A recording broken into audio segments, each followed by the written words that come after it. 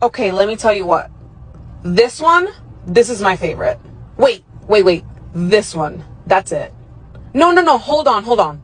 This is my favorite. Now that I think about it, maybe this is my favorite.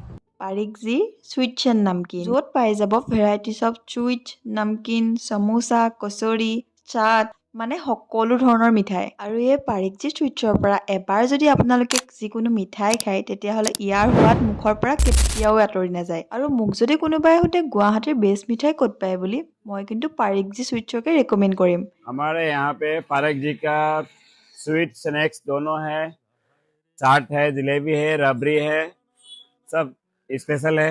आइए और खाइए।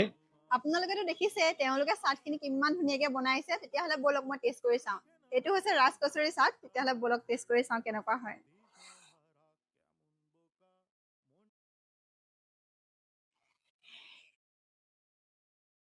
টেষ্টটো একদম মজা হয় একদম মজা এইটো হৈছে পাপৰি চাট মোৰ ফেভৰেট হয় বলক খাই চাওঁ